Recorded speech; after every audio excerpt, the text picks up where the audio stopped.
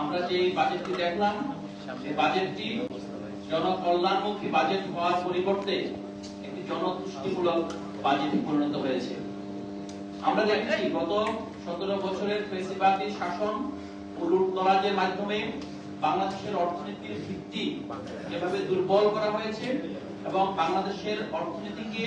যেভাবে বৈদেশিক ঋণ নির্ভর এবং সুদ পরিশোধ নির্ভর করা হয়েছে, সেই প্রেক্ষিতে আমাদের এই বাজেটটি হওয়ার দরকার ছিল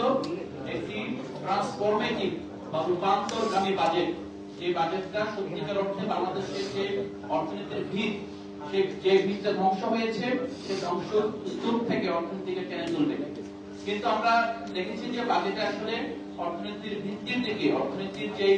বড় আপনার স্টেক হোল্ডার্স আছে তাদের দিকে না তাকিয়ে একটি ম্যানিফেস্টো নির্ভর,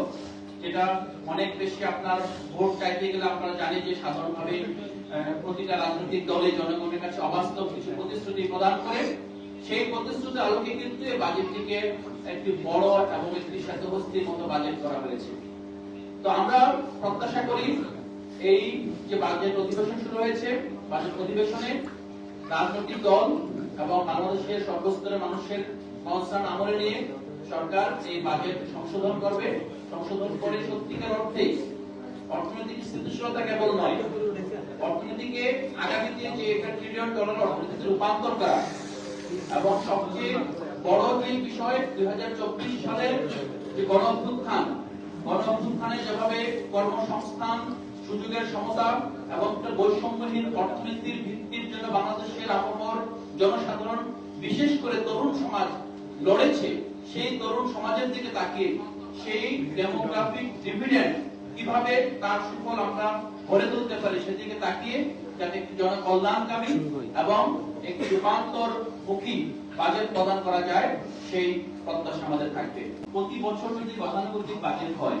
তাহলে কিন্তু আমরা যে ট্রান্সফরমেশনটা চাই, ট্রান্সফরমেশনটা কখনো হয় না। আমাদের মূল জায়গাটা কি, যে আমাদের যে গরিব মানুষের কথা বলেন,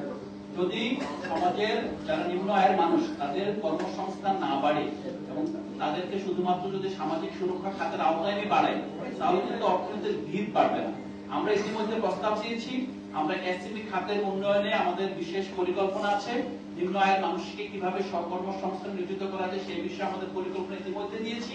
আমরা যদি এখন এরকমটা বাজেট দিতাম, আমাদের বাজেটে সবচেয়ে বেশি গুরুত্ব পেত কর্মসংস্থান বৃদ্ধি, সবচেয়ে বেশি গুরুত্ব পেত নিম্ন আয়ের মানুষের আয় বৃদ্ধি এবং প্রকৃত মজুরি বৃদ্ধি, এবং সবচেয়ে বড় যে ইন্টারভেনশন থাকতো আমরা একটি আপনার